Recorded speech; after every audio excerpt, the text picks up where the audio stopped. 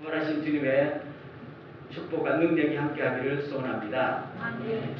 여러분, 부활하면 우리가 먼저 떠오르는 것이 예수님이 부활하셨습니다. 그로 우리도 부활하고 영생을 얻을 것입니다. 맞지요? 아멘. 그러나 성경을 보면은, 특별히 베드로의 고백을 보면은, 부활은 그냥 우리가 영원히 예수님처럼 사는 것이 아니라 그것을 넘어서, 포함해서 넘어서 하나님의 준엄한 심판이라는 걸 볼 수가 있어요. 자, 오늘 말씀을 한번 볼게요. 사도행전 3장을 한번 펴보세요. 사도행전 3장 13절. 자, 다 같이 읽겠습니다. 시작. 아브라함과 이삭과 야곱의 하나님, 곧 우리 조상의 하나님이 그의 종 예수를 영화롭게 하셨느니라. 너희가 그를 넘겨주고 빌라도가 너와 죽이고 경리한 것을 너희가 그 앞에서 거부하였으니, 그 다음 너희가 거룩하고 의로운 일을 거부하고 도리어 선한 사람을 너와 주를 위하여, 그 다음 생명의 주를 주셨다. 그러나 하나님이 죽은 자 가운데서 그를 살리셨으니 우리가 이 일에 승진하리라. 여러분, 부활하신 다음에 베드로가 성령 충만해서 주변에 모였던 사람들에게 증언을 하는 장면입니다. 오늘 짧게 읽었습니다만 무슨 느낌이 들어요? 너무 아침이라 아무 느낌이 안 든다. 무슨 아무 느낌이 안 듭니까? 베드로의 이 증언 속에 베드로의 어떤 심정이 느껴집니까? 뭐예요, 그게? 예? 그렇죠. 너희들이 죽였다는 겁니다. 내가 죽인 게 아니고 너희들이 죽였다는 겁니다. 그런데 어떻게 죽였어요? 다시 올라갑니다. 13절 보세요. 14절 보세요. 너희가 거룩하고 의로운 자를 죽였다는 거잖아요. 도리어 살인한 사람은 놓아주고, 마음속에 뭐가 있어요, 없어요? 맺힌 게 있어요, 없어요? 있다는 이야기입니다. 많지요, 맺힌 게 있다. 그게 꽉 터져 나옵니다. 전에는 말하고 싶어도 말을 못했잖아요. 이제는 예수님이 부활하시고 성령 충만 받으니까 겁나는 것도 없는 거예요. 그래서 막 뿜어져 나오는 겁니다. 여러분들이 의로운 예수님을 죽이고 살인자를 도와주고 그게 말이 되느냐? 큰 소리 치는 거잖아요. 지금 베드로의 증언 속에 예수는 그냥 죽은 게 아니에요. 병사한 거나 자연사한 게 아니잖아요. 죽임을 당했다잖아요. 정말로 정확하게 말하면은 예수님은 죽은 사람이 부활한 게 아니고 죽임을 당한 사람이 부활했다. 이걸 강조하고 있는 겁니다. 그럼 뉘앙스 느끼죠? 그냥 죽은 사람이 부활했다. 이게 예수의 부활이 아니라는 이야기입니다. 아주 잔인하게 억울하게 죽임 당한 예수가 이제 하나님의 능력으로 부활하셨습니다. 이걸 말하고 싶은 거야. 정말로 말하고 싶은 거죠. 그럼 마가복음을 한번 보겠어요. 그 다음 마가복음 15장. 자, 다 같이 읽겠습니다. 시작. 그들이 다시 소리 지르되 그를 십자가에 못 박게 하소서. 14절 시작. 그들이 다시 소리 지르되 그를 십자가에 못 박게 하소서. 빌라도가 이르되 어찌미냐 무슨 악한 일을 하였느냐 하니 더욱 소리 지르되 십자가에 못 박으소서. 그 다음 빌라도가 우리에게 만족을 주고자 하여 바라바는 놓아주고 예수는 찝찝질하고 십자가에 못 박으리라. 여러분, 유대인들은 사형 권한이 없으니까 총독인 빌라도에게 가서 예수를 죽여달라 하고 고소를 한 거잖아요. 그런데 재판장인 빌라도가 아무리 봐도 예수는 죄가 없다는 이야기입니다. 여러분, 빌라도는 의로운 사람일까요? 빌라도 의롭지 않지요. 뇌물도 너무 많이 먹고 그 다음에 사람도 많이 죽였어요. 그래서 나중에 너무 로마의 황제가 보기에 이 사람들을, 백성들을 고혈을 빨아먹는다 해서 면직시켰잖아요. 그 나중에 자살했거든요. 의로운 재판장입니까? 불의한 재판장입니까? 불의한 재판장. 돈과 권력이 움직이는 재판장. 볼 때도 예수는 누구예요? 죄가 없다는 거예요. 그래서 빌라도가 예수를 죄가 없으니까 놓아주고 싶잖아요. 그래서 6월절 사면으로 한 사람을 놓아주게 되는 관례가 있는데, 여러분 살인자 바라바를 놓아줄까요? 예수를 놓아줄까요? 물었잖아요. 지금 빌라도는 누구를 놓아주고 싶은 거예요? 예수를 사면해주고 싶은 거예요. 근데 이유 없이 예수를 십자가에 죽이십시오, 바라바를 주십시오, 예수를 죽이십시오, 아우성 치니까 빌라도는 자기 양심을 꺾고 군중들을 만족시키자고 바라바를 놓아주고 예수를 십자가에 죽였다. 그런 이야기잖아요. 죽임을 당한단 말입니다. 의인이 죄인들의 손에서 죽임을 당했다. 그걸 이야기한 겁니다. 제가 저번에도 마가복음 강의를 시작하면서 마가는 누구에게 이런 이야기를 줄로 들었을까요? 베드로. 사실 베드로의 그 마음속에 맺힌 것이 마가의 입을 통해서 사도행전을 통해서 그냥 튀어나오는 거예요. 그래서 아까 말한 사도행전 3장 15절의 마지막 결론이 뭡니까? 여러분들이 이런 식으로 예수를 죽였지만 그러나 하나님께서 어떻게 하셨다고요? 예수를 죽으면서 살리셨습니다. 이게 결론입니다. 그들의 최고 법정에서 최고 무거운 사형을 때렸잖아요. 사형 중에서도 가장 비참한 십자가형을 때렸잖아요. 그래서 죽였어요. 끝났지요. 인간 세상에서는 뒤집을 방법이 없어요. 이미 죽은 거를. 그러나 전능하신 하나님께서 예수님을 다시 살렸다는 건 뭡니까? 재판을 뒤집었다는 이야기입니다.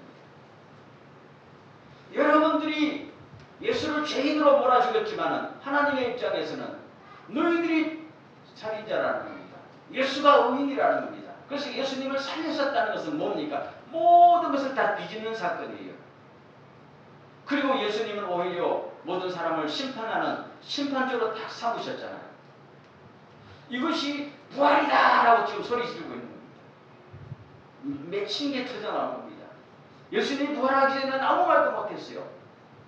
죽이면 죽임을 당하고 침뱉으면 침뱉음을 당하고 조롱하면 욕을 먹고 아무 말을 못했어요.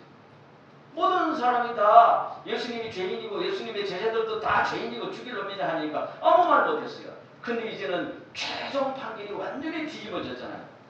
그러니까 지금 맺힌 게 튀어나옵니다. 여러분들이 예수를 빌라도는 놓아주겠다고 했는데 빌라도의 손을 빌려서 의인을 죽였습니다. 그러나 하나님이 예수님을 살리셨습니다. 하니까 그냥 그 사람들이 말을 못했던 거예요. 이게 뭡니까? 이게 부활입니다. 아멘. 이게 부활이에요. 우리가 세상에 살다 보면 베드로와 같은 마음이 들 때가 있어요, 없어요? 별로 없는가 봐.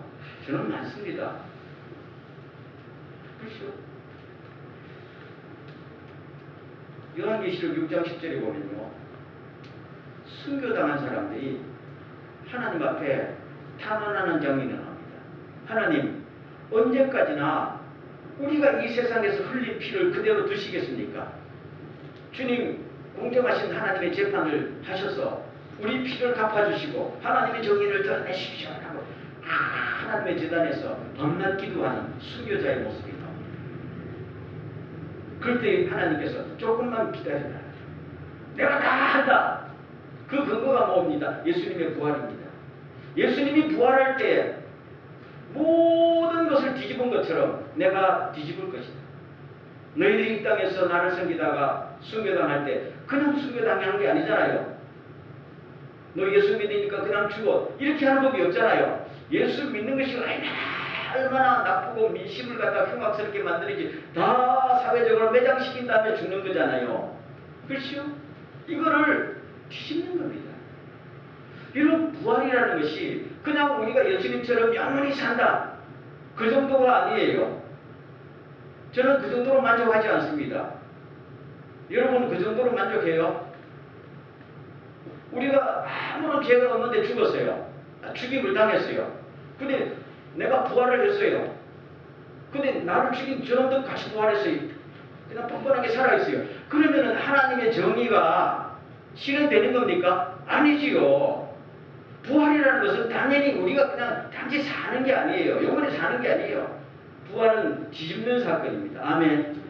그래서 하나님의 정의가 완전히 실현되고 죄인들이 심판받고 정말로 주님을 아무도 모를지라 진심으로 주님을 사랑하고 섬기고 의를 실천했던 사람들에게 하나님께서 내가 너를 인정한다. 이 사건이 부활이에요.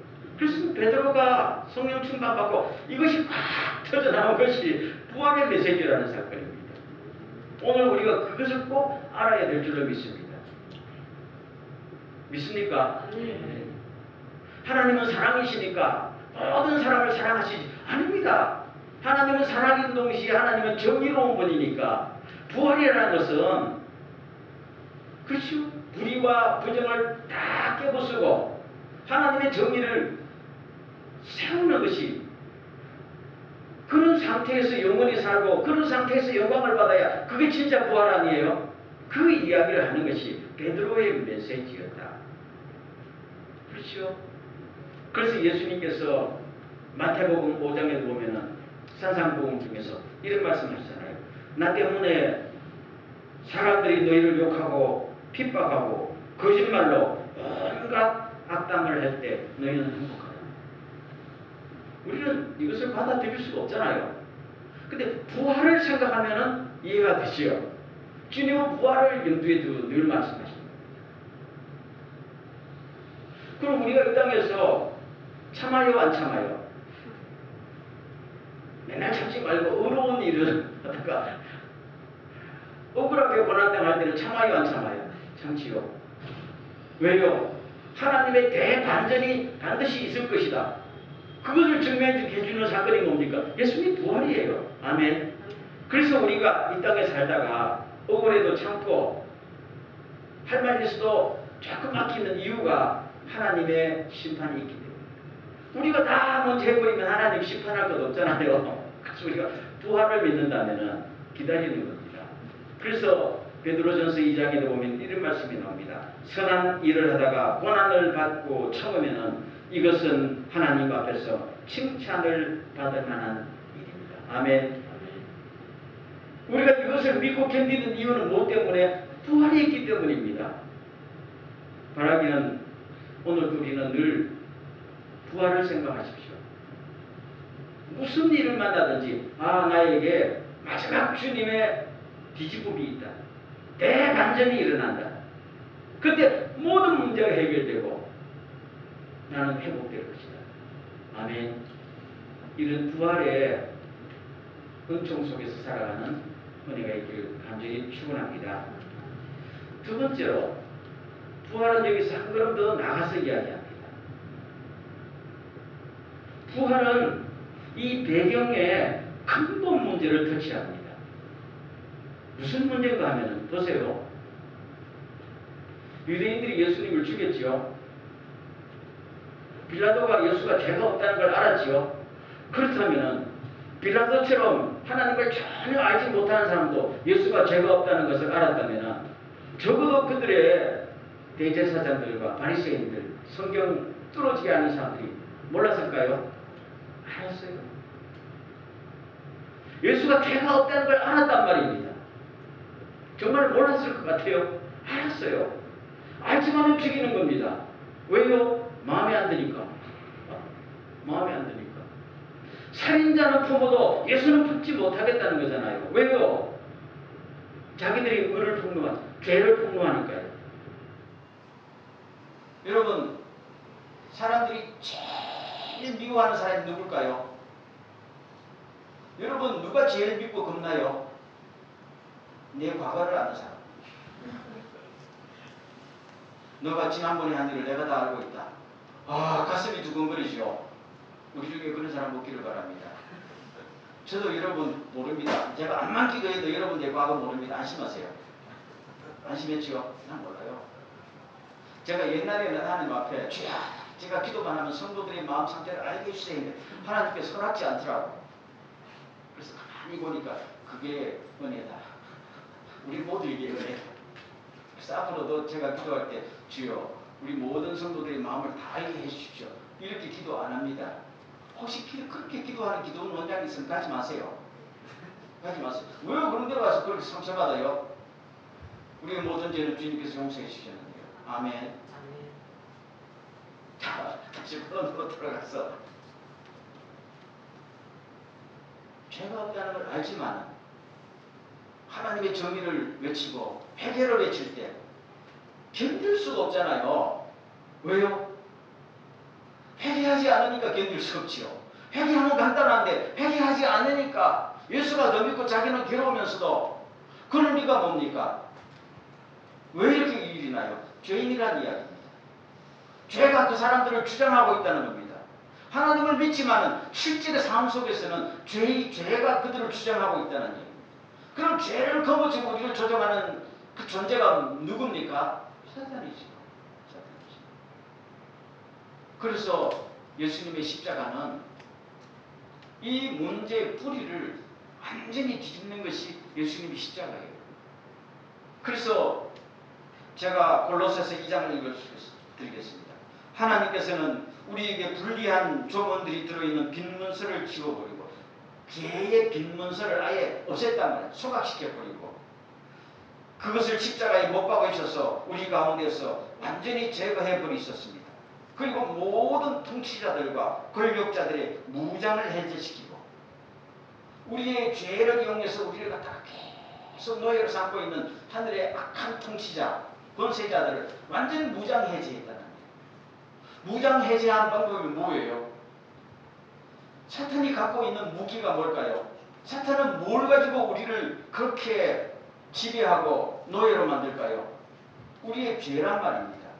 근데 예수님께서 십자가에 달리셔서 우리의 죄를 용서해버리니까 김혜균은 죄가 없다 하니까 사탄이 나를 조정할 수 있는 자기 무기가 뭡니까? 없어졌단 말이에요.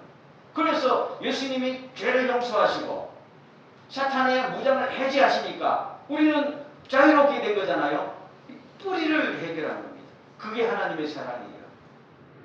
하나님은 예수님을 당신의 아들 십자가에 못 박은 사람도 그래도 사랑하셨어요. 그래서 그냥 다 벌하지 않고 기회를 한 번 더 준 겁니다. 십자가로서 너희들이 죄에 조종되고 있구나, 눈이 멀었구나 해서 그 근본 문제를 다 해결한 다음에 사도행전 2장에 보면은 베드로가 그러잖아요. 여러분들이 십자가에 못 박은 예수를 주와 그리스도가 되게 하셨습니다. 하니까 이 사람들이 마음에 어떻게 해요? 마음에 찔려서 우리가 어떻게 하면 구원받겠습니까? 하니까 회개하고 성령 받으라. 그리고 구원받는다니까 그때 하루에 3,000명씩 5,000명씩 우리가 잘못했습니다. 뭡니까? 뒤에 사탄과 죄의 세력이 다 없어지니까 뭐가 될 겁니까? 속박이 풀리니까 전에는 절대로 자기가 잘못했다고 생각지도 않던 사람이 이제는 뭡니까? 잘못했네. 우리가 그때 미쳤는가 보다. 그러잖아요. 그러면서 주님의 배 돌아올 때 이것이 뭡니까? 완전한 승리예요. 아멘. 주님의 완전한 승리는 첫째는 원수들을 심판하는 것이지만 두 번째는 뭡니까? 그 원수들까지도 마음을 열고 주님 앞에 놓으면 회개시키고 주님의 자녀로 만들어주는 것이 또한 주님의 사랑이에요. 주님의 공의는 사람을 심판하는 거지만 심판으로 끝나지 않는 것이 주님의 사랑이잖아요. 그래서 예수님의 이 부활이라는 것은 첫째는 심판이고 두 번째는 뭡니까? 죄에 대한 승리, 사탄에 대한 승리를 통해서 우리들에게 완전한 자유를 주시고 사랑으로 구원하는 이게 사도행전의 메시지고 베드로가 외친 강조점이 여기에 있다는 것입니다. 여러분, 오늘 제가 두 가지의 주제를 말씀드렸습니다. 부활은 하나님의 정의로운 심판이고 부활은 하나님의 최종 승리다. 그러면 오늘 이 2021년 4월 첫 주일에 우리가 사는 이 동경 여기에서 여러분의 삶 속에서요, 이 부활의 법칙이 작용할까요? 믿습니까? 네. 부활의 능력이 작용할까요? 아멘. 믿으세요. 제가 오늘 이 장황한 설명을 한 것은 마지막 이 말씀을 꼭 드리고 싶습니다. 우리는 지금 부활의 법칙 속에서 살고 있습니다. 법칙이라는 게 뭡니까? 아침에 해가 동쪽에서 뜨면 서쪽으로 진다. 바뀌지 않지요. 예수님께서 부활하기 전에는 부활의 법칙이 없었어요. 예수님께서 부활하신 다음에는 모든 우주와 인간 세상의 법칙이 완전히 바뀌었어요. 그래서 어떤 사건은, 예수님의 부활 사건은 인류 역사의 돌적기와 같다. 휙 돌아간다는 겁니다. 예수님의 부활을 기점으로 인류 역사의 모든 가치관과 질서와 법칙과 모든 것이 완전히 바뀌었다는 겁니다. 가장 중요한 사건이 뭡니까? 예수의 십자가. 부활. 아멘. 그래서 예수 그리스도가 부활한다면은 사도 바울도 말했잖아요. 보라, 우리가 그리스도 안에서 새로운 피조물이 되었다. 아멘. 부활 때문입니다. 완전히 새롭게 된 겁니다. 죽음의 권세가 물러가고 생명의 법칙이 작용하지요. 죄에서 해방되어서 하나님의 은혜로 살지요. 지금 우리 속에 작용하고 있는 거 아니겠어요? 그리고 나아가서 지금부터 물론 시작입니다만 앞으로 영원한 천국에 갈 겁니다. 힘 있는 사람이 힘을 다 잃어버리잖아요. 힘이 없는 사람이 힘을 갖고, 우는 사람이 웃게 되고, 웃던 사람이 울게 되고, 고통하던 사람들이 위로받고, 편안하게 살던 사람이 고통받고, 모든 것이 흑암의 정권이 교체되고 모든 것이 바뀌는 이 사건. 우리가 지금 이 부활의 법칙 속에서, 능력 속에서. 그래서 사도 바울은 에베소서 2장에서 이렇게 강조합니다. 여러분, 예수 그리스도를 죽음에서 살리신 하나님의 능력이 여러분 속에 작용하고 있음을 알지 못합니까? 이건 어떻게 보면 천지창조보다 더 엄청난 능력이요. 부활의 능력 아닙니까? 이것이 예수 믿는 모든 사람에게 지금도 역사하고 있어요. 믿습니까? 오늘 부활절을 맞이해서 그냥 우리가 나중에 죽으면 천국 간다, 이 정도가 아니고, 주님이 재림하시면은 우리 부활의 몸을 입는다, 이 정도가 아니고, 부활은 먼 미래의 사건이 아니라 예수님께서 부활하신 그 시점부터 우리 모든 예수 믿는 사람들에게 그냥 시작되고 있는 하나의 법칙이에요. 이걸 꼭 기억하시기를 주의 이름으로 축원합니다. 많은 크리스찬들이 이것을 실감을 하지 못해요. 우리가 오늘 살아갈 때요, 방금도 말씀드렸지만은, 억울한 일을 당해도 그거를 넉넉히 소화하고 앞으로 나아갈 수 있는 이유가 어디 있어요? 부활에 있는 거 아니겠어요? 만약에 우리가 예수 믿지만은 오늘 또 아무 잘못도 없는데 억울한 일을 당했어요. 막 씩씩거리면서 막 분노를 품으면서 저 인간 내가 뒤통수 칠 때까지 그냥 잠도 못 자겠다 그러면은 그 부활의 능력 안에 사는 게 아니고, 정말로 모든 것을 주님께서 다 바꾸실 것이다. 믿는 믿음은 부활을 믿는 것이죠. 부활을 믿으면 우리는 부활의 능력 안에 들어가는 것이죠. 그래서 우리가 씩씩거리지 않고 오히려 주님, 이것이 나에게 플러스가 될 줄로 믿습니다.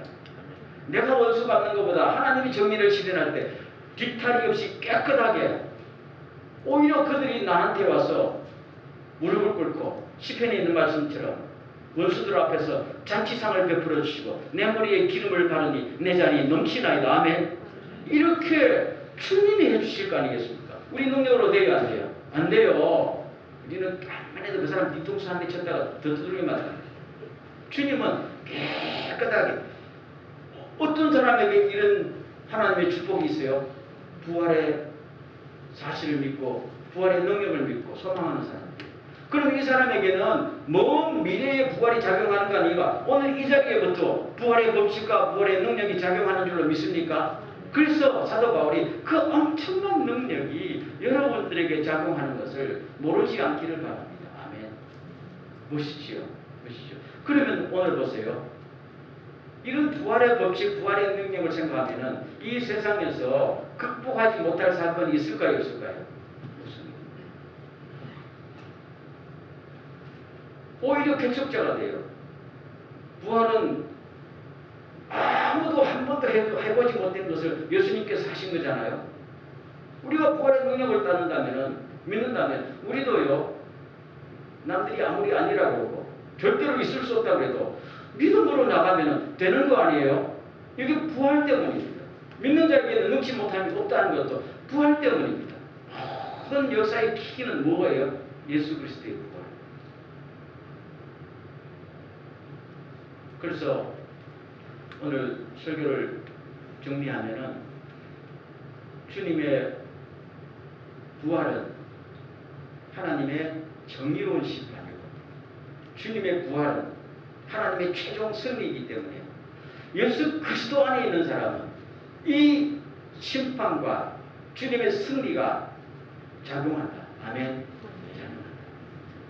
이것을 믿는다면 우리는 코로나 중에서도 아니면 수많은 상실과 또 절망 중에서도 절망할 이유가 없는 거 아니겠어요? 부활은 절망이 완전히 끝난 다음에 새로 시작되는 것이 부활입니다. 믿어요? 예수님께서 십자가에서 그랬죠. 엘리 엘리 라마 사박다니 어찌하여 나를 버리셨나이까? 주님 앞에 완전히 버림받았어요. 완전히 버림받았는데 그것이 끝이 아니고 부활하셨어요. 아멘. 때로는 여러분 살면서 나 희망이 없다 해도 그건 내 생각이고 내 판단이고 내 경험이지요. 부활은 어느 누구도 경험하지 못했던 하나님의 새 역사란 말입니다. 그렇죠? 오늘도 부활의 능력을 믿는 우리들에게 이러한 놀라운 부활의 능력과 부활의 법칙이 작용하는 은혜가 있길 간절히 소원합니다. 다시 한번 할게요. 예수님 부활하셨습니다 하면 정말로 부활하셨습니다. 예수님 부활하셨습니다. 정말로 부활하셨습니다. 아멘. 통성 기도할 때요. 주여 부활의 놀라운 능력과 부활의 놀라운 법칙이 우리를 이끌어가게 하옵소서. 우리는 날마다 부활의 능력을 맛보며 살게 하여 주시옵소서. 세상을 이기는 사람들 되게 하여 주시옵소서. 다 같이 한번 통성을 기도하겠습니다.